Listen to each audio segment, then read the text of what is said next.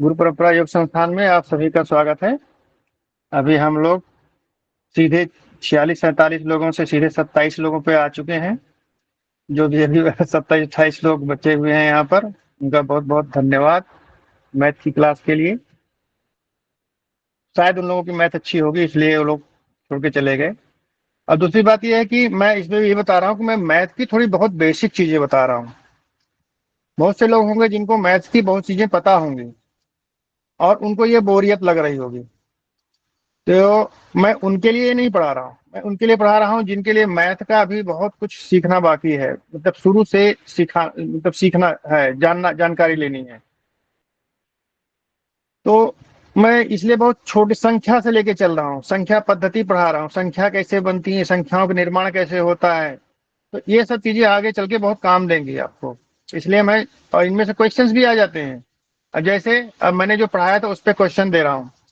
चलिए पढ़िए, देखते हैं। 2 अंकों वाली संख्या के अंकों का योग 10 है। 2 अंकों वाली एक संख्या है जिसके अंकों का योग 10 है। अंकों का स्थान बदल देने से बनी संख्या मूल संख्या से 18 कम है। तो मूल संख्या बताओ। अब क्या ये प्रश्न को समझने में कोई दिक्कत है? अगर प्रश्न नहीं समझ रहा तो मैं प्रश्न को बता देता हूं। अब जैसे इसमें देखिए आप, क्या है कि हमारा ये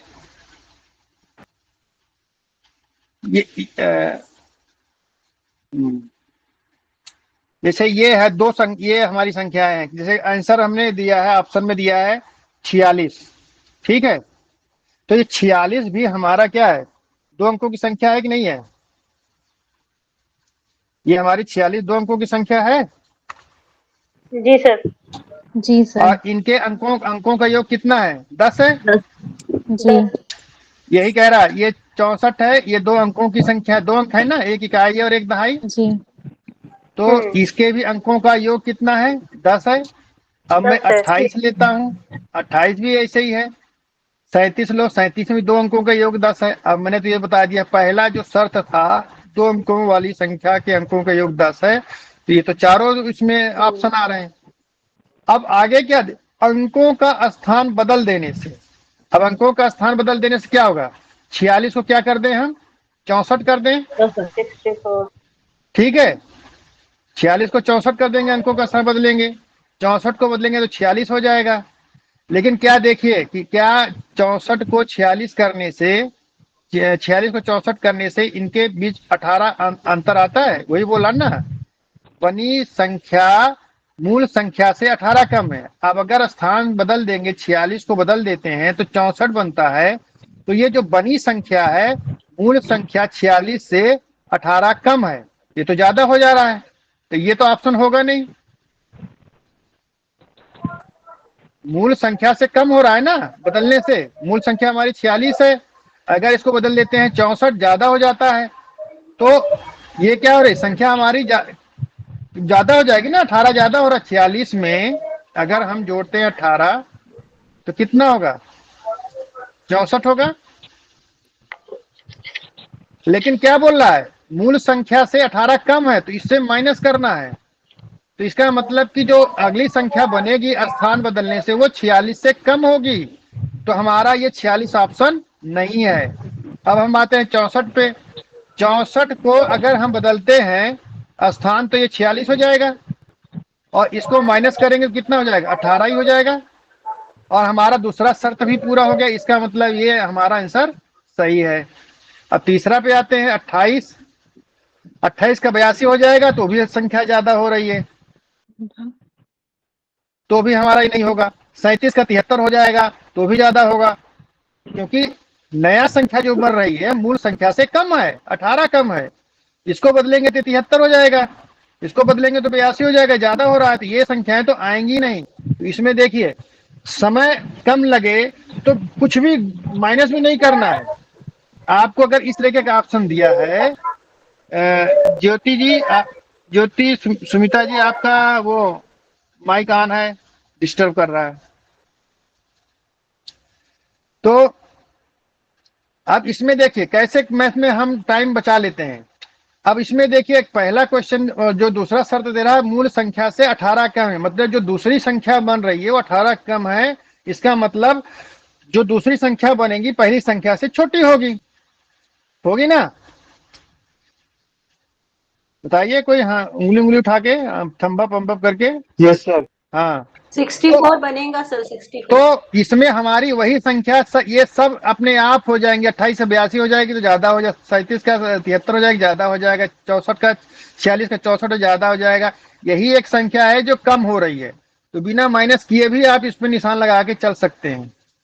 ठीक है, अब ये है हम ऑप्शन से ही पता कर लेते हैं, ये हम ऑप्शन से ही पता कर लिए कि ये 64 है। ऑप्शन में ही अपने इन शर्तों को, पहला शर्त ये है, दूसरा शर्त ये है, इसको अप्लाई करके हमने निकाला कि ये है, ये वाला आंसर सही है।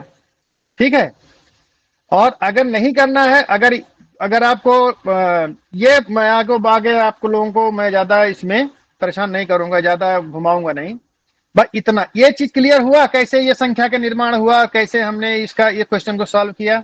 यस क्लियर हो गया ना? जी सर। हाँ, सर अब सर हम एक बार और बताइए, नहीं क्लियर हुआ मुझे।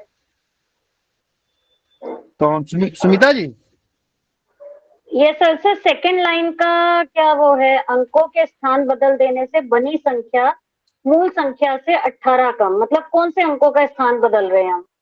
जो आप मूल संख्या लिए थे, कोई भी संख्या है वो उसी का ऑप्शन दिया है ना इसमें। आपके दो चार ऑप्शन दिए हैं ना इसमें, 46, 64, 28।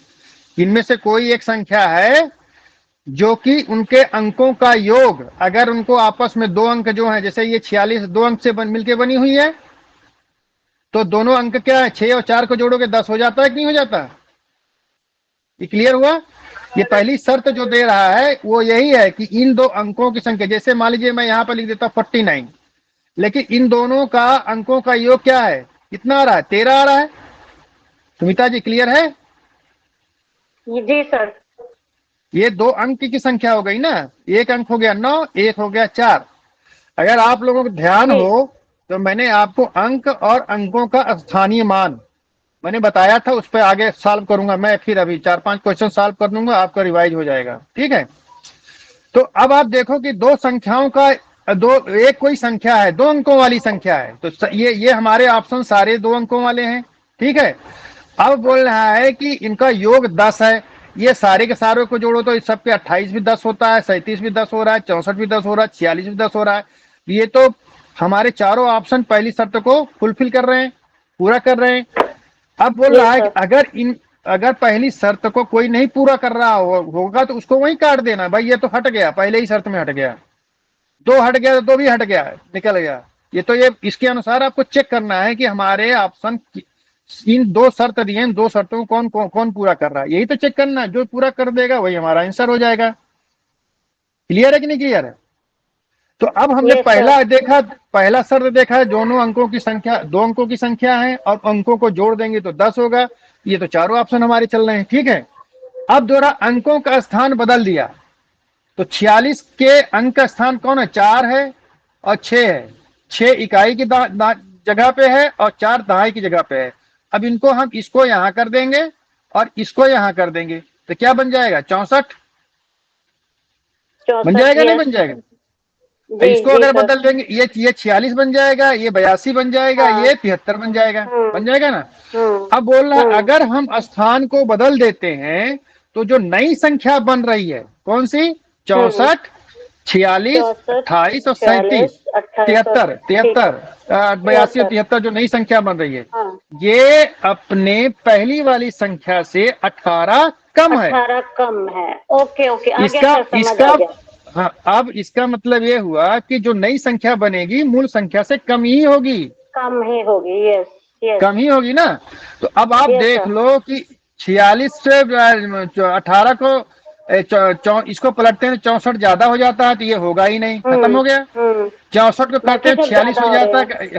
हाँ, ये 46 से छोटा हो रहा है तो इसको स्टैंड बाई कर लिया, ये ज्यादा हो गया, ये भी ज्यादा हो गया तो इनको हटा दिया, ऑटोमेटिक हमारा 64 वाला क्वेश्चन सही हो गया। ठीक है, आप इसको वेरीफाई भी कर लो। तो जो हमारा मूल संख्या 64 है और स्थान बदलने से जो नई संख्या आई वो 46 है, इसमें माइनस करोगे तो कितना आएगा, 18 आएगा, 18 कम हो गया, हमारा दूसरी शर्त भी पूरी हो गई। ठीक है, अब चलते हैं दूसरे क्वेश्चन पे।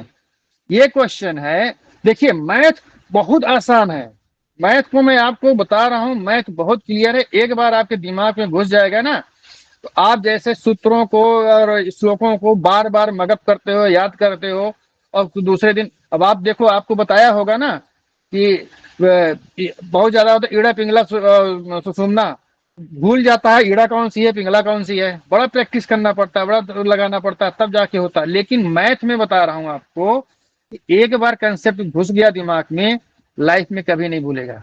ठीक है, दूसरी चीज, मैथ बिल्कुल आसान है, मैथ में सिर्फ जो क्वेश्चन दिया हुआ है, क्वेश्चन को समझना है बस, जो प्रश्न कर रहा है प्रश्न को समझ लोगे, ये सब बहुत जीवन की प्रैक्टिकल चीजें हैं, कोई कठिन नहीं है, वो आपको पूरा हल करके दे देगी। क्वेश्चन समझ, अब आपको देखे होंगे कि ये जो क्वेश्चन अब सीधे समझ में आ गया ये वाला, तो अब आपको ये क्वेश्चन कितना आसान लग रहा होगा, है कि नहीं? Yes sir. Yes sir. हाँ, अब चलते हैं प्रश्न 2 पे चल रहे हैं। ठीक है, अब ये 2 को ध्यान से पढ़िए। 2 अंकों वाली एक संख्या, अब बता रहे हैं इसमें क्या शर्त आ गई कि 2 अंकों वाली एक संख्या है, मतलब जो संख्या है वो 2 अंकों की है, एक इकाई है और एक दहाई है। ठीक है, के अंकों का योगफल 8 है। क्या दिया है, अब उनके अंकों का योगफल कितना हो गया, 8 है, मतलब उन दोनों अंकों को जोड़ेंगे, उनके अस्थाई मान को नहीं, अंकित मूल्य को, अंकित मान को जोड़ेंगे तो 8 हो जाता है। यदि उस संख्या में 18 और जोड़ा जाए, अगर उस संख्या में, देखो क्वेश्चन थोड़ा बदल गया है, अगर उसमें 18 और जोड़ा जाए तो वो संख्या का स्थान आपस में पलट जाता है। देखिए कितना अच्छा आया, क्वेश्चन आ गया ना, तो अंकों का स्थान पलट जाता है। अब वो मूल संख्या कौन होगी, जो पहली संख्या जिसमें हम 18 जोड़ेंगे वो संख्या कौन होगी, तो पहली शर्त क्या है, उनकी जोड़ जो है 8 है। अब हम इसमें देखेंगे सबके 8 है कि नहीं, ये भी 8, ये भी 8, ये भी 8, ये भी 8, पहले सब तो सारे फुलफिल कर रहे हैं। अब हम आते हैं दूसरी संख्या, उसमें 18 जोड़ो, इसमें 26 में 18 जोड़ोगे तो कितना हो जाएगा, 26 में 18 जोड़ोगे तो 8 6 14 2 1 3 1 4 44 नहीं 44 होगा भाई, 44 हो जाएगा। अब क्या कह रहा है, अगर 18 जोड़ते हैं तो अंकों का स्थान उल्टा हो जाता है, तो अगर 18 जोड़ते हैं तो ये 62 होना चाहिए था, ये 44 हो गया, तो ये हमारा ऑप्शन सही है गलत है, गलत है सर। गलत है सर। गलत है। अब हम आते हैं 35 में, 35 में 18 जोड़ते हैं तो कितना हो जाएगा, 53। 8 5 13 3 1 4। अब देखो ये फुलफिल कर दिया, अगर हम 18 जोड़े, हमने इनमें 18 जोड़ा तो ये 53 हो गया, और ये 5 का ये ऐसे पलट गया, नहीं पलट गया, यही तो कह रहा है, पलट जाएगा, उल्टी हो जाएगी संख्या, 53 हो जाएगी, ये हमारा आंसर सही हो जाएगा। 53 में 18 जोड़ेंगे तो नहीं होगा, 53 में 18 जोड़ेंगे क्या हो जाएगा, 8 3 11 5 1 6 1 7। अब इसमें माइनस करो कितना आएगा, अरे ये भी आ रहा है भाई, नहीं वो दूसरा स्थान, हाँ वो 35 होना चाहिए ना, सर वो वाला तो नहीं 71 हो गया, ये गलत हो गया। ठीक है, इसका स्थान पलटेगा तो 26 होगा, तो छोटा हो गया, जबकि संख्या बड़ी हो रही है, तो हम लेने, ये देखो वैसे भी देख लो, 62 में स्थान पलटेगा तो 26 हो जाएगा, ये हमारे 18 जोड़ने का ये वाला ऑप्शन गलत हो जाएगा, होगा ही नहीं पूरा, क्योंकि ये बड़ा होगा, इसमें जोड़ेंगे तो बड़ा होना चाहिए ना, 53 का 35 हो जाएगा तो बड़ा होगा, तो ये भी उल्टा हो रहा है, ये भी गलत हो जाएगा, जो छोड़ दिया।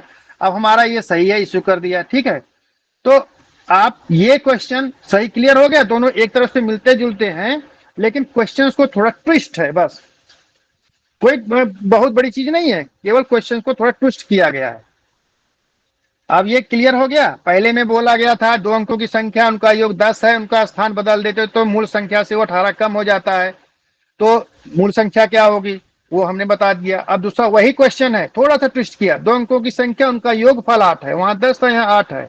अब बोल रहा है कि यदि उसमें 18 जोड़ दिया जाए, पहले में क्या था, 18 घटा दिया जाए तो बदल जाता था ना, 18 कम है तो 18 घटा रहे हैं, इसमें हमने कहा 18 जोड़ दिया जाए तो स्थान पलट जाता है, वो संख्या कौन होगी, वो भी क्लियर हो गया। ठीक है, अब आते हैं, 3 अभाज्य संख्याओं का योग 100 है। ये 3 अभाज्य संख्याएं हैं, इनका योग 100 है। तो यदि उनमें से एक संख्या दूसरे से 24 अधिक है तो दूसरी संख्या कौन सी होगी? मतलब कि 3 संख्याएं हैं, x, 3 अंकों की संख्या है, 3 अभाज्य संख्या, तो x, y, z, मान लीजिए ये 3 संख्याएं हैं और ये तीनों अभाज्य हैं। इस क्वेश्चन को थोड़ा ध्यान से देखना, मैं इसमें कुछ चीजें नहीं बताऊंगा। ठीक है, इसमें एक शर्त यह है कि आप लोग पेन कागज में लिख लेना, मेरे पास जगह नहीं है तो उसको लिख लो। पहला शर्त यह है कि 3 अभाज्य संख्याओं का योग, 3 लगातार अभाज्य संख्याओं का योग जो होता है वो हमेशा 3 ये अभाज्य संख्या, अभाज्य संख्या किसको बोलते हैं? Prime number. प्राइम नंबर उसको बोलते हैं जिनके 2 फैक्टर होते हैं, एक तो एक होता है 1 और दूसरा वो नंबर इटसेल्फ, वो स्वयं संख्या होती है। ठीक है, तो वो प्राइम नंबर हो गए।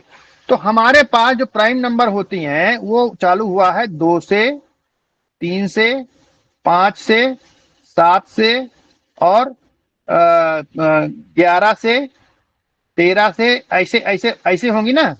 मैंने बताया था ना कि 1 से 50 तक जो है 15 अभाज्य संख्याएं हैं और 50 से फिर ऊपर जो है हमारे 10 अभाज्य संख्याएं हैं, तो 1 से 100 तक टोटल 25 अभाज्य संख्याएं हैं। कौन कौन अभाज्य संख्याएं वही बताया था, मैं रिवाइज करता जा रहा हूं क्वेश्चन के साथ में जो पढ़ाया था। ठीक है, अब ये बोल रहा है कि तीनों अभाज्य संख्याओं का योगफल 100 है।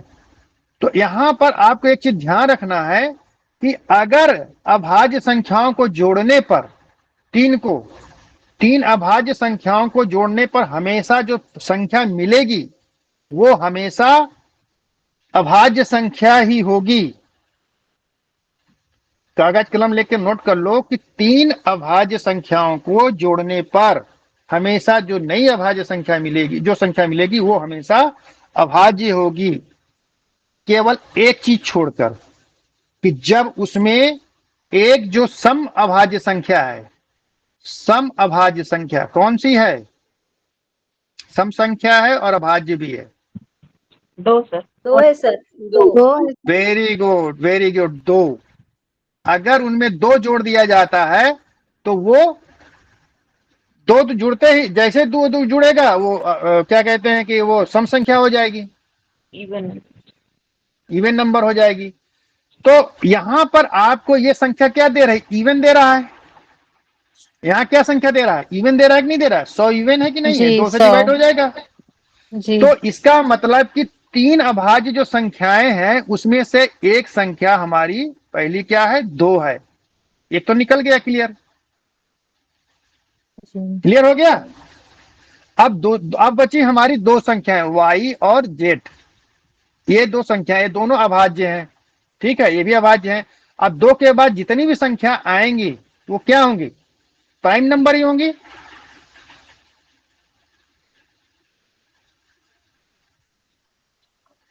ठीक है, यस सर। तो अब हम Okay, इसमें 7 को लेते हैं।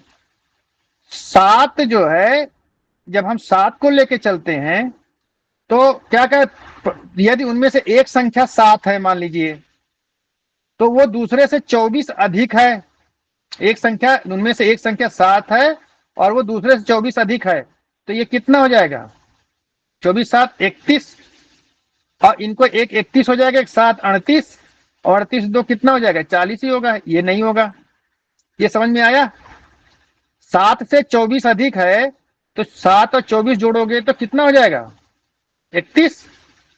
24 7 31 और 31 7 कितना हो जाएगा? 38, और एक संख्या हमारी ये 2 है ही है, तो कितना? 40 ही हो रहा है, जबकि ये होना चाहिए कितना? 100। ये हमारा आंसर गलत है, ये नहीं होगा। इसी तरीके 29 में 24 जोड़ोगे तो कितना हो जाएगा? अरे सही, अधिक है। अरे मैं बहुत उल्टा बोल गया। अधिक है। हाँ, पीछे से आप जितना भी बोला गया था उसको डिलीट मार दो। ठीक है, मैं भी डिलीट मारता हूँ। क्वेश्चन को देखिए, मैं बता रहा हूँ ना कि क्वेश्चन को समझने में बहुत कभी कभी गड़बड़ी हो जाती है। ये हमने क्या लिखा था 7, ठीक है। अब हम क्या चल रहे थे कि क्वेश्चन क्या क्या है, पहली संख्या यदि उनमें से एक संख्या दूसरे से 24 अधिक है, मतलब ये संख्या इससे 24 अधिक है, तो दूसरी संख्या ये कितनी है। तो मतलब कि ये संख्या को जो भी संख्या यहां रखेंगे वो संख्या क्या होगी,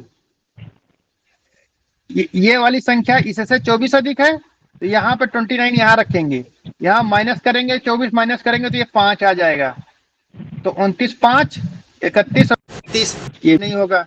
जैसे हम मान लीजिए यहाँ पे 43 लेते हैं, 43 में से 24 माइनस करेंगे, यहाँ माइनस करने में दूसरी संख्या से अधिक है, ये जो संख्या उनमें से एक संख्या ये वाली संख्या उससे 24 अधिक है, तो इसका मतलब हमारा यहाँ पर दूसरी संख्या कितनी हो जाएगी, 13 में से 4 गए 9, 3 में से 2 गए 19, और इनको जोड़ोगे तो 9, अब इनको आपस में जोड़ोगे तो ये कितना हो जाएगा, 9 3 12, 4 1 5 1 6 62, और 2, और ये संख्या 2 पहले ही है, 2 62 और 2 64 हो जाएगी, जो 100 नहीं है। अब हम आते हैं 61 में, 61 में 24 माइनस करेंगे तो कितना आएगा संख्या, 37,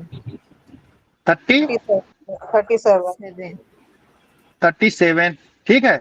अब ये इसको जोड़ेंगे कितना हो जाएगा, 98, तो जोड़ेंगे और ये हमारे 2 इसको जोड़ेंगे तो कितनी हो गई, 100 हो गया, हमारा ये संख्या पूरी हो गई, ठीक है। कोई बहुत बड़ी चीज नहीं है, थोड़ा समझने की देर है। देखिए हमने थोड़ा सा गड़बड़ी किया समझने में, वहां गड़बड़ हो गया, तो इसको थोड़ा सा समझने पड़ेगा कि ये क्या है दूसरे से। मैं एक बार फिर से रिपीट करता हूं, 3 संख्याएं हैं, तो मान लीजिए हमने कहा एक संख्या एक्स वाई जेड है, उनकी संख्याओं का योग 100 है, तो इसमें एक चीज हमने क्लियर कर लिया कि ये संख्या जो जोड़ है 100 आ रहा है, तो इसका मतलब उसमें 2 जुड़ा हुआ है, क्योंकि बाकी सब संख्याएं क्या हैं, वो हो जाएंगी विषम संख्याएं हैं, 2 के अलावा बाकी जितने भी प्राइम नंबर हैं वो विषम संख्याएं हैं। तो जब तक 2 नहीं जुड़ेगा तो वो सम संख्या नहीं होगी, क्योंकि 2 के अलावा जितने भी आप प्रैक्टिकल करके देख लेना, जितनी भी प्राइम नंबर्स हैं उनको जोड़ोगे तो प्राइम नंबर ही आएगा, ठीक है। तो इसका मतलब उसमें से एक संख्या हमारी, एक अंक जो है कौन सी है, 2 है। अब बचे 2 अंक y और z, और y और z के लिए शर्त बोल रहा है कि जो y वाला, जो y पर जो अंक लिखा हुआ है वो जो है z से क्या कर रहा है, z से 24 अधिक है, इसका मतलब y वाला बड़ा है z वाला छोटा है। अब ये समझ के अब आप तीनों ऑप्शन को उसमें रखेंगे, और जब ऑप्शन रखेंगे तो आपको पता चल जाएगा कौन सा क्वेश्चन है, ठीक है, ये आपका हो जाएगा। अब आते हैं प्रश्न इस पर। अब देखो ये थोड़ा सा बहुत आसान है, ठीक है। अब आपको थोड़ा सा जो पढ़ाया हूं याद है कि नहीं। अब आप देखिए ये एक संख्या है 4 लाख, ये देखिए 3, ये ऐसे ही संख्याओं को लिखते हैं हमेशा, जो कामा लगाते हैं वो ऐसे ही है। ये संख्या बताती है 1000 को, ये बताती है लाख को, तो 4,37,414 ये हमारा ये संख्या 4374148 हमारे पास संख्या है। इसमें से 4 के स्थानीय मानों के योग एवं 4 के अंकित मूल मानों के योग का अंतर क्या होगा। देखिए 2 चीज बोला, 4 के स्थानीय मान, इसमें कितने 4 हैं, 1 2 और ये 3 4 है ना। अब तीनों चारों के स्थानीय मान क्या होंगे, इसका स्थानीय मान क्या होगा, 4 के बाद कितना शून्य लगेगा, 3 2 5, हो गया, क्लियर है। अब इसका 4 का स्थानीय मान क्या होगा, 4 के बाद 2 शून्य, ये 4 के बाद 2 शून्य, ये 400 ही होगा ना, 4 गुणे 100, ये सैकड़ा की जगह पे है तो 400 हो जाएगा, ये लाख की जगह पे 4 लाख हो जाएगा, और ये 4 इकाई की जगह पे तो 4 हो जाएगा। अब इनको जोड़ोगे तो क्या आंसर आ जाएगा, 4 0 0 4 0 4। ये क्या हो गया, हमारे 4 के स्थानीय मान का योग हो गया, स्थानीय मान के योग। 3 4 हैं, ये लाख की जगह पर तो 4 लाख हो जाएगा, ये सैकड़े की जगह पर 400 हो जाएगा, ये इकाई की जगह पर है तो 4 हो गया इकाई की जगह। अब इनको हमने जोड़ लिया तो बोला इनके स्थानीय मान का योग, तो हमारा ये योग आ गया।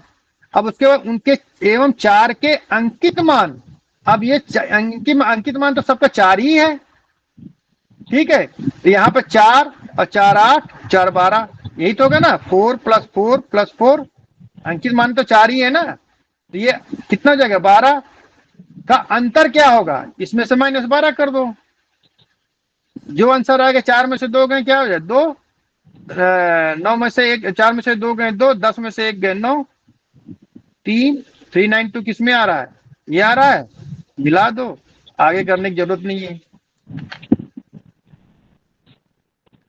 ठीक है।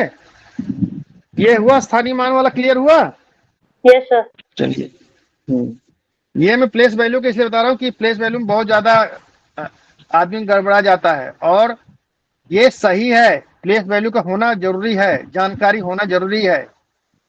अब हम आते हैं एक और आगे चलते हैं, और ये हमारे कुछ प्रश्नोत्तर हैं, इसको जब हम पढ़ लेंगे तो आपका बहुत कुछ क्लियर हो जाएगा, ठीक है। इसमें से बताना है आपको कौन सा सही है कौन सा गलत है, ठीक है। हाँ जी, कौन हैंड रेज किया है, बोलिए। सर थर्ड क्वेश्चन वापस बताना एक बार। अच्छा, मैं आ जाता हूँ फिर से, पहले ये वाला कर दो, पहले ये वाला भी ये करता हूँ, फिर आ जाता हूँ थर्ड पे, ठीक है। ये सही गलत बता दो पहले। एक सबसे छोटी अभाज्य संख्या है, सही है गलत, सही है। कौन बोला सही है, गलत है। जो गलत है, क्यों, संख्या है एक, 2 है अब। एक ना तो दो है भाज्य अभाज्य संख्या है संख्या। और ना अभाज्य संख्या है। एक जो है ना तो भाज्य है ना ही अभाज्य, क्योंकि अभाज्य के लिए है कि 2 फैक्टर होना जरूरी है, जबकि एक का तो केवल एक ही फैक्टर है, और भाज्य है तो 2 से ज्यादा फैक्टर होना चाहिए, तो उसके फैक्टर एक ही है, एक ना तो भाज्य है ना अभाज्य है। कैसा रहा बम, ठीक रहा ना। एक भाज्य संख्या विषम हो सकती है, ये क्वेश्चन है कि एक भाज्य संख्या विषम हो सकती है, ये सही है गलत है, सर सही है। सही है सर। बिल्कुल सही। अब जो विषम संख्या है, मान लीजिए मैंने लिख दिया 35, ये विषम संख्या है कि नहीं, लेकिन कितने इसके कितने हो जाएंगे फैक्टर, 1 है, 5 है, 7 है, 35, 4 है ना, 4 निकल गए फैक्टर। तो ये हमारी, तो ये जो कहे कि एक भाज्य संख्या विषम हो सकती है, ये ट्रू, ये है फॉल्स, ठीक है। सर, तो एक जो है कोई वो भाज्य और अभाज्य दोनों है ना। नहीं है, क्या लेगा, ना तो भाज्य है, ना तो भाज्य और ना ही अभाज्य है। मैंने आपको बताया ना कि भाज्य होने के लिए उसके 2 से ज्यादा फैक्टर होना चाहिए। एक के कितने फैक्टर हैं, एक किससे विभाजित हो सकता है, एक से ही विभाजित हो सकता है, और तो किसी से विभाजित नहीं होगा, एक के पास केवल एक ही फैक्टर है। और अभाज्य होने के लिए 2 फैक्टर होने चाहिए, तो ना तो ये इसकी शर्त को पूरा कर रहा है ना तो इसके शर्त को पूरा कर रहा है, तो एक ना तो भाज्य है और ना अभाज्य है, ठीक है। कोई सम संख्या अभाज्य नहीं है, कोई सम संख्या अभाज्य नहीं है, प्राइम नंबर नहीं है। सर गलत, मतलब गलत गलत क्यों, क्यों भाई, गलत है, 2 आएगा ना, ये तो 2 आएगा ना। वेरी गुड, 2 एक ऐसी सम संख्या है जो सम संख्या भी है और अभाज्य भी है, वेरी गुड। 2 अभाज्य संख्याओं का योग अभाज्य संख्या ही होता है, 2 अभाज्य संख्याओं सही का है सर, योग अभी बताए अभाज्य थे। Sir false. नहीं, यही तो पकड़ना है। सर फॉल्स मैंने अगर 3 2 आ अभाज्य जाएगा तो मैंने- वो भाज्य हो जाएगी। अब ये बताओ, तो 35 और 35, 35 और 37 में जोड़ दिया, दोनों अभाज्य संख्या है ना, नहीं ये क्या कहे, 2 अभाज्य संख्या है, चलो एक 37 है और एक 19 है, जोड़ो 9 7 16, 3 1 4 1 5 56 हो गया कि नहीं हो गया, ये अभाज्य है, तो भाज्य है, ये नहीं होता, ये फॉल्स है। मैंने बताया था तीन अभाज्य संख्याओं का योग हमेशा वो जो है अभाज्य ही होगा। जी।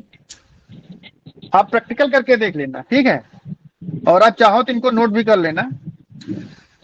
सभी अभाज्य संख्याएं विषम संख्याएं होती हैं, सभी अभाज्य संख्याएं विषम संख्या होती है। फॉल्स है, क्योंकि उसमें एक दो भी है। Very good. 3 सबसे छोटी अभाज्य संख्या है, जल्दी बोलिए। नो सर, दो है सर अभाज्य दो संख्या। तो हाँ, 2 है सबसे छोटी अभाज्य संख्या, ये भी फॉल्स है। 3 सबसे छोटी अभाज्य संख्या नहीं है, 2 सबसे छोटी अभाज्य संख्या है। 3 सबसे छोटी सम जो है संख्या। अब माने विषम विषम संख्या। विषम कह सकते हैं। विषम 3 संख्या में सबसे छोटी विषम संख्या है, अब विषम अभाज्य संख्या है। 3 सबसे छोटी विषम अभाज्य संख्या है। और मैंने केवल अभाज्य पूछा है तो 2 भी तो अभाज्य है, तो 2 भी आ जाएगा, ठीक है। अब अभाज्य संख्या के 2 से अधिक गुणक या फैक्टर होते हैं, अभाज्य संख्या के 2 से अधिक गुणक या फैक्टर होते हैं। बताइए, ट्रू है फॉल्स? गलत है, 2 ही फैक्टर होते हैं। फॉल्स है। 2 ही फैक्टर होते भाज्य हैं, के 2 ही फैक्टर होते हैं। 2 ही होते हैं, 2 से अधिक नहीं होते। 2 से अधिक हो जाएगा तो क्या हो जाएगा? भाज्य। भाज्य को क्या बोलते हैं? कंपोजिट नंबर, ठीक है। मूल अंकों की संख्या 10 है, सही है गलत है? सही है मूल अंक कौन से हैं? सही है सर, 0 से लेकर 9 तक। 0 to 9। हाँ, तो ये ट्रू है। 1 से 100 तक की गिनती में कितनी 55 अभ्यास संख्याएं आती हैं, सही गलत है? सही है सर। काहे भाई 55 कहाँ आती है? 1 से 100 तक में 50 तक में 15, उसके बाद 10, 25 ही तो आती हैं। 25 आती है सर, 25। जी 25 25। फॉल्स, ठीक है। यहाँ पर ये आंसर होता है, केवल 25 होता तब ट्रू होता, ठीक है। ये तो आपका क्लियर हो गया ना। अब ये जो मैंने ये जो सही गलत का ये क्वेश्चनर बनाया था, ये ठीक लगा आप लोगों को? Yes sir. सर बहुत ये हमारे ख्याल में इसमें जो आपका पहले से पढ़ाया था वो क्लियर हो गया होगा डाउट पूरे क्लियर हो जाते। आपको। हाँ, तीसरा कौन सा? अच्छा, 3 अभाज्य संख्याओं का 100 है, ये वाला ना। वो कहाँ चले जा रहा भाई, रुक जा, थम जा।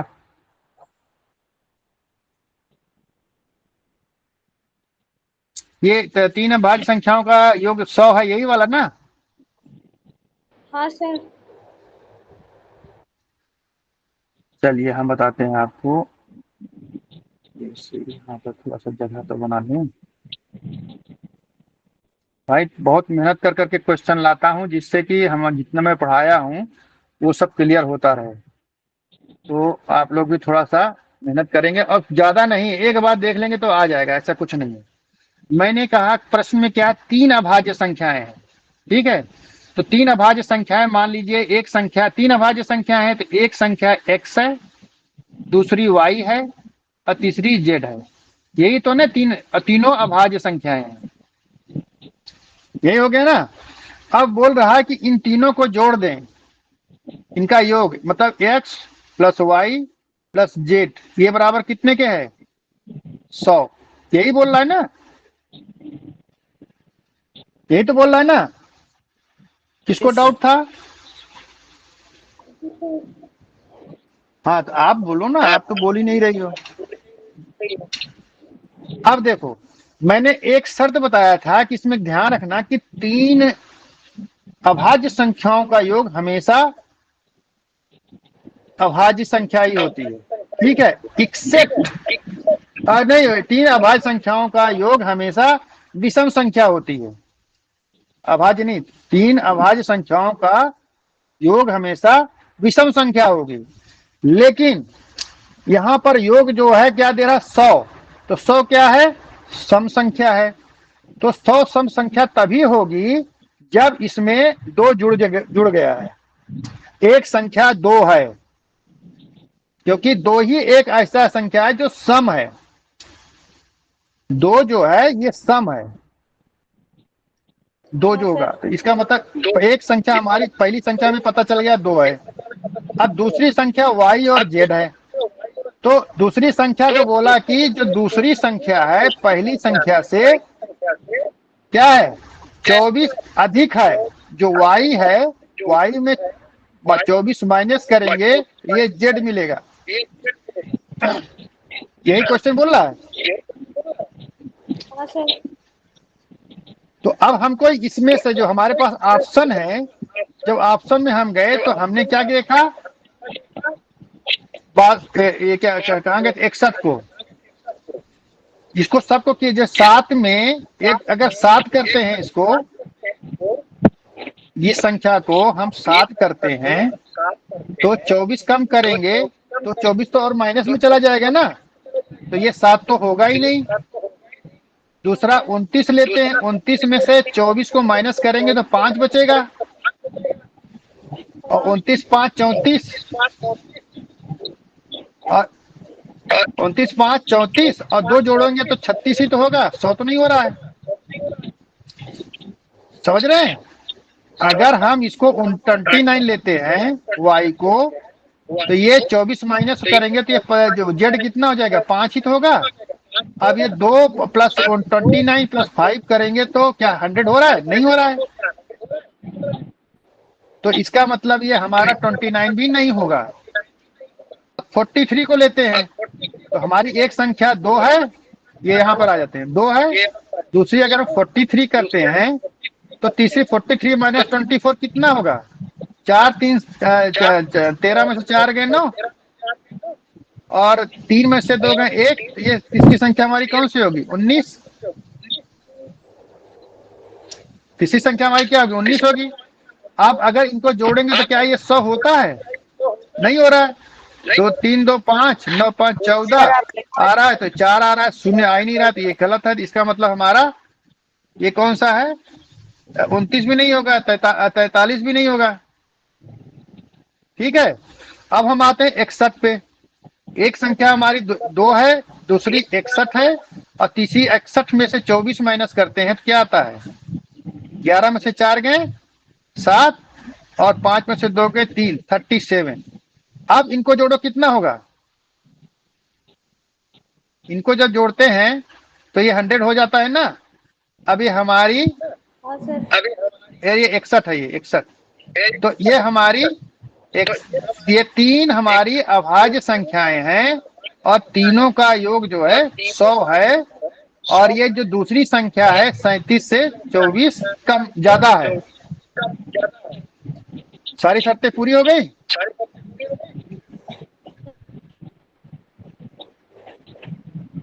हो गई ना? आया समझ में? अब चले आगे। सर हाँ, सर ये कुछ फॉर्मूला नहीं है क्या? क्योंकि ये टाइम जाएगा, ये सब जो है हम एक एक करके बैठेंगे तो। बिल्कुल नहीं टाइम जाएगा। मैंने आपको क्या बोला, एक चीज आपको ध्यान में है कि 3 अगर हम ये तीनों प्राइम नंबर हैं तो 3 प्राइम नंबर का हमेशा योग जो आएगा वो क्या होगा? वो होगा विषम संख्या होगी, हमेशा ऑड नंबर होगा। लेकिन जो हमारा 100 दे रहा है ये क्या है? हमारा इवन नंबर है। इसका मतलब एक संख्या हमारी 2 है, 2 जब जुड़ेगी तभी सम संख्या होगी। ये शर्त आपको पता है। तो अब आप ये इतना तो देखते ही पता चल गया ना, जब आपको फॉर्मूला ये पता है कि तीनों को जोड़ने से विषम होती है, और तो ये हमारा सम हो रहा है, 100 तो सम है, इसका मतलब इसमें 2 जुड़ा हुआ है, इसका मतलब ये एक संख्या हमारी 2 हो गई। अब हमें ये 2 संख्याओं का जो शर्त दिया है उसको देखते हैं। अब हम देखते हैं कि 61 वाला जो है ये सबसे ज्यादा आ जाए, क्योंकि अगर हम 43 करते हैं तो 43 में 24 करेंगे तो और कम हो जाएगा, नहीं हो जाएगा? अगर हम यहाँ पर 43 कर देते हैं तो 24 माइनस करेंगे तो और छोटा हो जाएगा। तो 43 2 45, तो ये संख्या तो बड़ी होनी चाहिए ना। कॉमन सेंस वाली बात है। अब ये इसलिए सीधी करके आप 43 को भी कर सकते हैं। अगर यहाँ 29 है, इसको 29 ले लेते हैं, इसमें से माइनस करेंगे 5 तो 5 हो जाएगा, तो ये और भी छोटा हो जा रहा है, नहीं हो रहा है, यहाँ भी खत्म हो गया। अब बच्चा 61, तो वैसे भी ये 2 गलत है तो तीसरा ऑटोमेटिक सही है, मत गलत करो। ठीक है, सर ऐसे ही है। ये एक संख्या तो 24 से अधिक बता दी है, ठीक है, लेकिन जो दूसरी संख्या और तीसरी संख्या कहाँ चली गई सर? 3 संख्याएं बताइए। तीसरी संख्या तो बताया ना आपको, एक संख्या 2 हो गई, दूसरी संख्या 61 हो गई, तीसरी संख्या 37 हो गई। पहली संख्या 2 हो गई, वो तो निकाल दिया, ये तो समझ में आ गया 2 कैसे होगा, ये तो समझ में आ गया। कंफ्यूजन आया? है, बहुत कंफ्यूजन है, कंफ्यूजन। मैं क्या बोल रहा हूं, एक नियम ये होता है कि अगर 3 संख्याएं हैं, तो मैं थोड़ा सिखा रहा था, तो मैं नया पेज ले लेता हूँ, ठीक है, नए पेज में थोड़ा बताता हूँ, कंफ्यूजन कुछ नहीं है, आप कंफ्यूज हो रहे हैं। चलो यहाँ पे आते हैं। बोला 3 संख्याएं हैं, 3 संख्याएं हैं जो कि क्या है, अभाज्य है, प्राइम नंबर। तो मैंने कहा एक संख्या x है, दूसरी संख्या y है, तीसरी संख्या z है, और ये तीनों क्या है, प्राइम नंबर हैं। क्या है ये, प्राइम नंबर्स हैं, ठीक है, प्राइम नंबर्स हैं, इसका मतलब क्या है, अभाज्य संख्याएं हैं। अब एक नियम हमारा ये है कि अगर 3 प्राइम नंबर्स विषम एक हम जानते हैं कि 2 के अलावा बाकी सारी की सारी प्राइम नंबर्स क्या है, 2 के अलावा, 2 के सिवाय सारी प्राइम नंबर्स अभाज्य संख्याएं, अभाज्य संख्याएं क्या है, विषम संख्याएं हैं, विषम संख्याएं हैं, ठीक है। और एक नियम ये हो गया। दूसरा क्या है, दूसरा क्या है कि 2 विषम संख्याओं को अगर जोड़ते हैं तो जरूरी नहीं है कि वो विषम ही हो, सम हो सकता है। लेकिन अगर 3 विषम संख्याओं, 3 विषम अभाज्य संख्याओं को जोड़ेंगे, आप देख लेना प्रैक्टिकल करके, 3 विषम अभाज्य संख्याओं को जोड़ेंगे, का जोड़, का योग हमेशा विषम संख्या ही होगा, देख लेना आप, ये एक नियम है, संख्या ही होगा। अब ये क्लियर हो गया, ये नियम क्लियर हो गया इतना। अब हमारा क्या बोल रहा है कि x plus Y plus Z equal to 0, ये बोल दिया है। ये संख्या क्या है, सम है, विषम है, सम है। तो इसका मतलब एक नियम है कि तीनों संख्याओं, 3 विषम संख्याओं का, 3 विषम अभाज्य संख्या का योग हमेशा विषम संख्या ही होगा, होता है। तो इसका मतलब कि ये हमारी, ये भी विषम संख्या है, ये भी विषम संख्या है। अगर ये भी विषम संख्या होती तो ये सम संख्या नहीं होती, क्योंकि फिर ये नियम फेल हो जाएगा कि नहीं हो जाएगा। बोलिए भाई, जिनको डाउट था। जी सर, सही है। अगर तीनों विषम संख्याएं हो जाती तो ये संख्या सम कैसे होती, विषम हो जाती, क्योंकि ये नियम है। तो इसका मतलब कि इसमें एक संख्या हमारी सम है, तभी इसको सम बना रही है, और एक ही संख्या जो सम है और अभाज्य है, और वो कौन सी संख्या है, 2 है। आ गया ना। तो ये हमारा, ये संख्या 2 हो गया। और वाई जेड के लिए नियम बता दिया कि ये क्वेश्चन में आंसर छुपा है कि 200 अगर उसकी ये दी है, योग दिया है, यानी कि उसमें सम संख्या आई हुई है अभाज्य संख्या में, तो वो संख्या है 2। ठीक है, हाँ, वेरी गुड, आ गया क्लियर। देखिए, अब देखिए थोड़ा सा समझ में आने पे क्वेश्चन कितना आसान हो जाता है। अब मैं आपको एक चीज आगे बताता हूं जल्दी से, अब हमारे पास 8 मिनट का टाइम लग गया, तो मैं थोड़ा सा बताता हूं। Divisibility rule, rule of divisibility, rule of divisibility,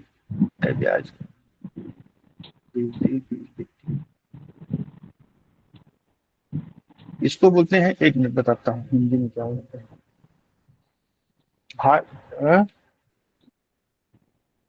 विभाज्यता, विभाज्यता के नियम, विभाज्यता के नियम, विभाज्यता के नियम, ठीक है।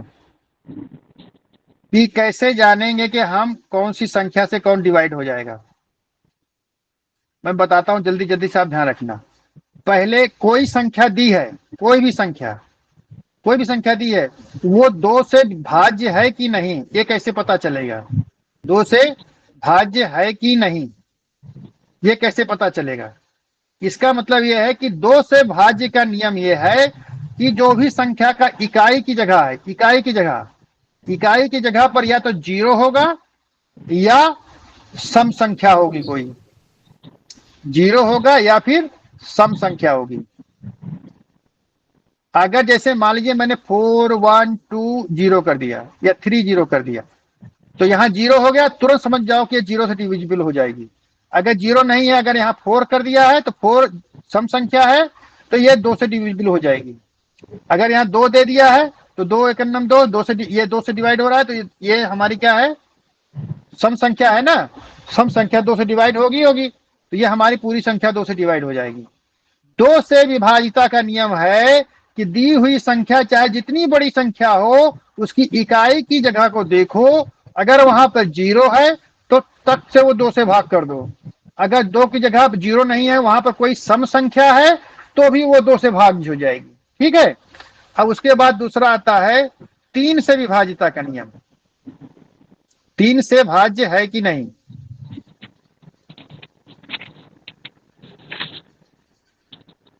अब इसके लिए क्या करेंगे?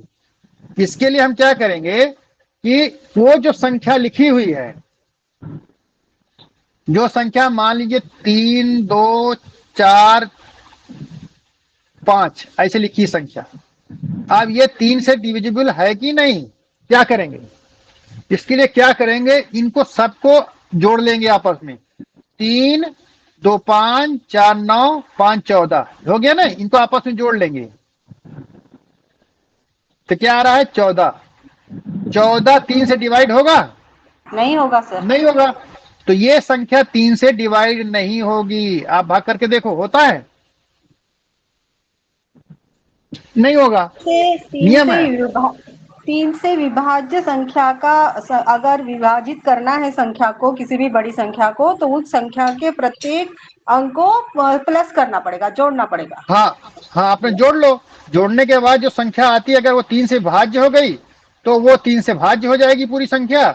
और अगर नहीं है, ये 14 3 के टेबल में नहीं आता है, इसका मतलब 3245 जो है हमारा 3 से डिवाइड नहीं होगा।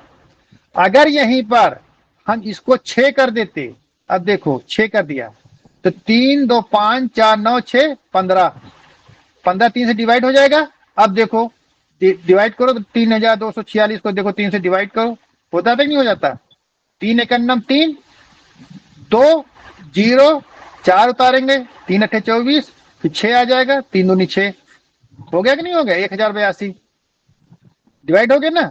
तो ये 3 से विभाजिता का नियम मैडम आपने जो बोला एकदम सही है। जितनी भी बड़ी संख्या हो सबको आपस में जोड़ लो, अगर वो 3 से डिवाइड हो जाती है 3 से भी डिवाइड हो जाएगा, वो संख्या पूरी पूरी 3 से डिवाइड हो जाएगी।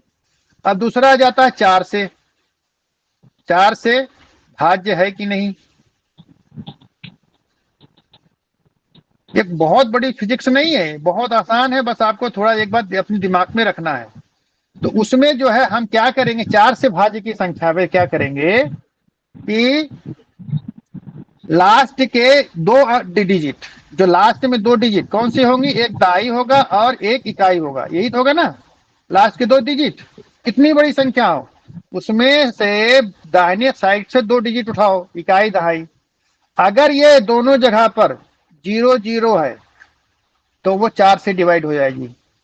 या फिर यहाँ पर जो संख्या लिखी है, मान ली यहाँ पर 24 है और 24 4 से डिवाइड हो जाती है, तो ये संख्या पूरी की पूरी 4 से डिवाइड हो जाएगी। मैंने क्या बोला, कोई रिपीट कर सकता है? ज्योति जी रिपीट कीजिए।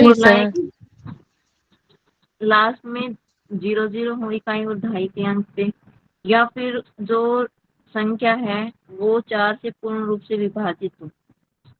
कौन सी संख्या? कोई भी एक, जैसे आपने 24 लेके लास्ट के 2 डिजिट, इकाई हाँ, और दहाई वाले लास्ट के 2 डिजिट, इसको ध्यान में रखना, ये इंपॉर्टेंट है।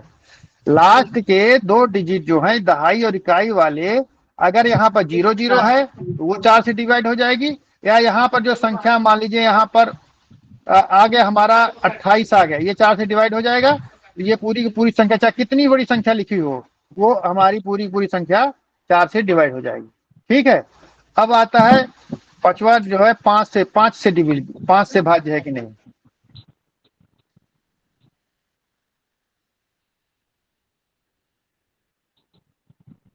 इसके नियम क्या है? इसका नियम ये है 2 वाला कि इकाई की संख्या पर, इकाई की जगह पर लास्ट जो है इकाई की संख्या पर या तो 0 है या 5 है।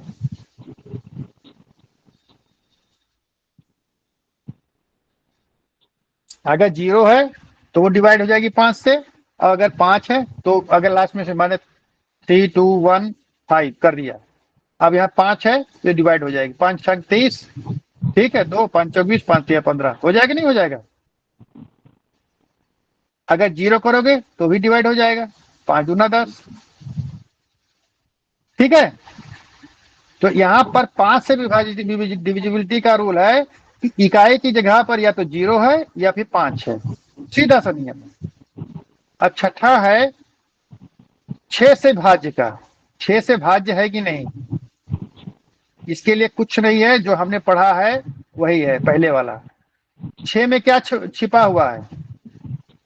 6 में है 6 में क्या है? 2 और 3, 2 और 3 है ना। तो 6 से डिविजिबिलिटी के लिए है कि पहले 2 का डिविजिबिलिटी रूल दिखाओ, और 3 अगर वो 2 से डिविजिबल हो या 3 से डिविजिबल है तो वो संख्या 6 से डिवाइड हो जाएगी। अगर वो संख्या 6 से डिवाइड होगी, मान लीजिए कहीं कोई संख्या दिया है और आपको 6 से भाग करना है, बताओ ये 6 से भाग होगा कि नहीं होगा? आप 6 से भाग नहीं करना है, पहले क्या करोगे? 2 से डिवाइड करोगे। 2 से डिवाइड करने का क्या रूल है? या तो संख्या इकाई की जगह पर 0 हो या कोई सम संख्या है। तो अगर वहां पर ऐसी संख्या लिखी हुई है जैसे 3210, यहाँ 0 है, तो इसका मतलब वो 0 से 3210 ये है, इसका मतलब ये 2 से डिवाइड हो जाएगी। अब बोलता है एक तो ये हो गया, उसके बाद बोलता है 3 से भी डिवाइड होना चाहिए। 3 से डिविजिबिलिटी क्या है? इनको आपस में जोड़ लो, 3 2 5 1 6, ये 6 आ रहा है, इसका मतलब ये 6 3 से भी डिवाइड हो जाएगी। तो अगर ये 3 और 2 से दोनों से डिवाइड हो रही है तो ये 6 से भी डिवाइड हो जाएगी। नहीं तो देख लो, 6 पंचे 6 तरीक 6 पंचे हो गया, कट गया, कंफर्म हो गया। सर ये बताइए नियम भाई। दोनों एक साथ ही लगेंगे, मतलब 2 हाँ 2 और 3 दोनों से डिविजिबल होना साथ ही है। एक ही संख्या पर। हाँ, क्योंकि 6 में 6 का निर्माण 2 और 3 से हो रहा है ना। 6 का जी। निर्माण किससे हो रहा है? 2 और 3 से हो रहा है ना। तो हमको क्या करना है कि 2 और 3 दोनों को लेना पड़ेगा ना। जी। 2 से भी डिवाइड होगा और 3 से भी डिवाइड होगा, वो संख्या 6 से डिवाइड हो जाएगा। ठीक है, अब 7वां आ रहा है।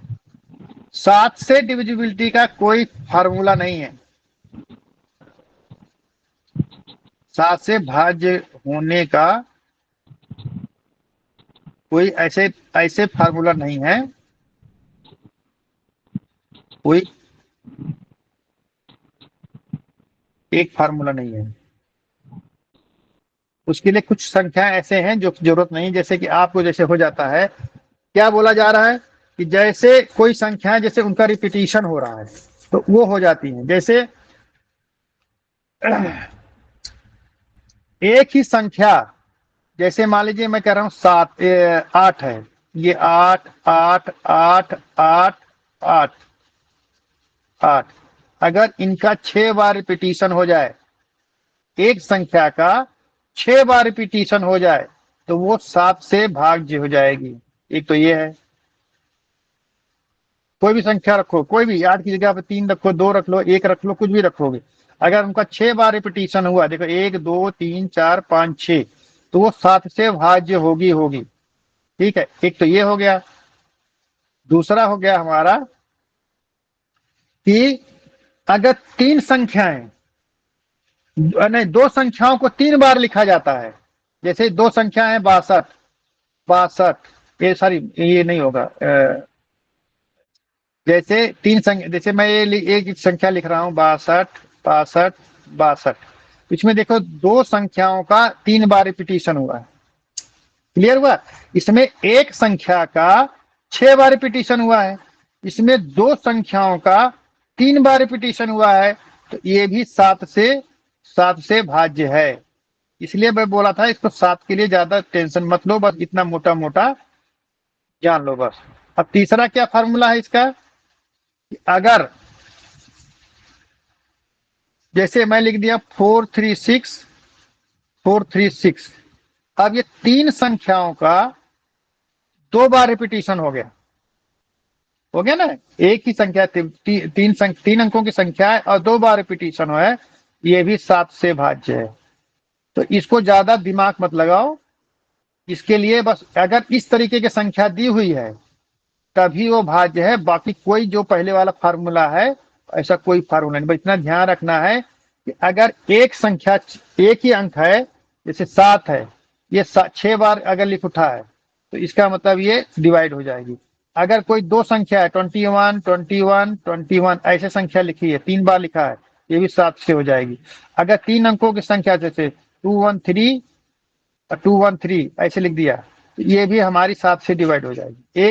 एक ही संख्या को, जैसे 213 है, 2 बार रिपीट हो गई है, यहाँ पर एक संख्या 21 है वो 3 बार रिपीट हो गई, तो ऐसी संख्याओं की संरचना अगर होती है तो वो 7 से डिवाइड हो जाएगी। इसमें 6 बार रिपीट हुई है तो ये डिवाइड, अगर 5 बार होगी तो ये फार्मूला नहीं लगेगा, 4 बार होगी तो फार्मूला नहीं लगेगा। अगर यहाँ 2 अंकों की संख्या 2 बार रिपीट हो रही है तो ये फार्मूला नहीं, 3 बार होना जरूरी है। तीन संख्याओं का अगर रिपीटिशन हो रहा है तभी होगी। अगर वो 3 संख्या 3 बार लिख उठी, मान ली यहाँ पर लिख उठा, तब ये नहीं होगा 7 से। ये कुछ है इसमें टिपिकल चीजें हैं जो कि ऐसे समझने की चीजें हैं, ये आपको कहीं यूज नहीं होता है। ठीक है, उसके बाद आता है 8। 8 से भाज्य है कि नहीं? 8 से भाज्य के लिए कुछ नहीं करना है, उसमें जो है लास्ट के 3 अंक, अंतिम 3 अंक लेना है, अंतिम 3 अंक, 3 स्थानों के अंक लेना है।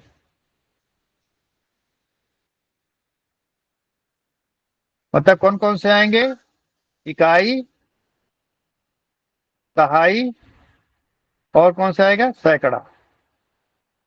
अगर ये 3 अंकों की जगह पर यहाँ पर 0 0 0 है तो ये 8 से डिविजिबल है, या फिर यहाँ पे जो भी संख्या आ रही है वो 2 4 6 मान लीजिए है, ये 8 से अगर डिविजिबल है तो पूरी संख्या डिविजिबल हो जाएगी। अगर ये 8 से डिविजिबल नहीं है तो आपकी वो संख्या डिविजिबल नहीं होगी। ठीक है, तो ये ध्यान रखना। और आपको अगर इसको और ध्यान से देखना है तो देखो कि 8 किससे बना है? 4 गुणे 2। अब 3 अंकों की संख्या जाने के बजाय पे आप 4 और 2 से देख लो कि 4 का फार्मूला लग रहा है, दो अंकों की जगह पे 2 दहाई और इकाई वाले पे फार्मूला लग रहा है, तो बोलो 4 से हो गया। 2 वाला क्या है? इकाई वाले पे है, 0 या सम संख्या है, तो देखो 2 से, अगर इन दोनों से है तो 8 से डिविजिबल हो जाएगी। ये चीज क्लियर हुआ पल्लवी जी? मेघा जी, 8 से डिविजिबिलिटी जी का सर। 2 रूल है कि आप 3 अंकों को देख लें, लास्ट के 3 अंकों को, अगर वहां पे तीनों जगह जी 0 है तो वो 8 से हो जाएगा, और नहीं तो जो संख्या है उसको 8 से भाग करो। ठीक है, और नहीं तो अगर आप ये 3 अंक नहीं लेना चाहिए तो आपको देखा जैसे 6 वाला बताया था वैसे 8 का है, 4 गुणे 2, तो 4 की डिविजिबिलिटी का रूल है क्या है? दहाई और इकाई की संख्या को देख लो, इन दोनों को फटाफट हो जाएगा कि नहीं हो जाएगा? 0 है या 4 से डिविजिबिलिटी है, और उसके बाद इकाई की संख्या देख लिया 0 है या सम संख्या है, तो इसका मतलब वो संख्या 8 से डिविजिबल हो जाए, 8 से भाग कर सकते हो। अब आता है 9। 9 के लिए क्या है? वही 3 वाली है कि सारे अंकों को जोड़ लो, और अगर वो उनका जोड़ 3 से डिविजिबल है, 9 से डिविजिबल है, तो वो संख्या आपकी 9 से भाज्य हो जाएगी। ठीक है, 10 के लिए लास्ट में 0 होना चाहिए बस। और सर 9 आगे का एक बार और बता दीजिए। जैसे कोई संख्या आप ही बोल दीजिए। 8 3 5 6। हाँ, अब इनको जोड़ो कितना होगा, अंकों को जोड़ो कितना होगा। हाँ, इनको अंकों को जोड़ो कितना होगा। 22। 22। 22 9 से डिवाइड होगा नहीं। नहीं, तो ये संख्या 9 से डिवाइड नहीं होगी। अगर यहीं पर हम ये क्या कर दें, दूसरी और कोई संख्या बोलो जिसके 9 के टेबल में आता हो, या कोई और संख्या बोलो। यह 3 वाला ही फार्मूला है। 32। जी समझ गए सर। हाँ? 3 वाला ही फार्मूला है, ठीक है। अब ये आपका हो गया, मैंने आपको बता दिया है कि संख्याएं कैसे बनती हैं, संख्याओं का स्थानीय मान क्या होता है, संख्याओं का अदल बदल देते हैं तो कैसे होता है। और एक चीज और बताया मैंने आप लोगों को कि संख्याओं को 2 से 4 से 6 से 8 से 9 से 7 से कैसे डिविजिबिलिटी रूल है, ये कैसे होता है, ये क्लियर हो गया होगा, ठीक है। अब हम आगे जो है कल बताएंगे आप लोगों को लघुत्तम समापवर्तक, लघुत्तम समापवर्तक, ये आपको आगे भिन्न में भी काम आएगा, ठीक है। समापवर्तक और महत्तम समापवर्तक आप लोग सुने होंगे नाम। Yes sir. हाँ, यस सर। जी सुना है। इसको बोलते हैं LCM, least common multiples, HCF, HCF highest common factor. Common factor. तो मैं आपको पहले मल्टीपल बताऊंगा कि मल्टीपल क्या होता है, फैक्टर क्या होता है ये बताऊंगा। उसके बाद ये एलसीएम का मतलब क्या होता है, HCF का मतलब क्या होता है, इनका मतलब भी बताऊंगा। उसके बाद कैसे निकालना है, क्योंकि इनका योग हमें आगे आके जोड़ने में जब मैं भिन्न बताऊंगा तो भिन्न में आपका उसका जरूरत पड़ेगी। जैसे 2/7 3/15। अब मैं इनको बताऊंगा तो इनको जोड़ना है कैसे करोगे, तो बोलते हैं 7 और 15 का एलसीएम निकाल लो, ठीक है। तो 7 और 15 का एलसीएम निकाल के फिर जो आगे फार्मूला है तो हम उसको भिन्नों का जोड़ बताएंगे कैसे होगा। अब आपको 7 और 15 का एलसीएम निकालना ही नहीं आएगा तो बड़ा मुश्किल हो जाएगा, ठीक है। तो इसलिए मैं कल आप लोगों को एलसीएम HCF बताऊंगा और ये फैक्टर क्या होता है, मल्टीपल क्या होता है ये बताऊंगा, ठीक है, जिससे आप लोगों का ये सब चीजें अच्छी तरीके से क्लियर हो जाए।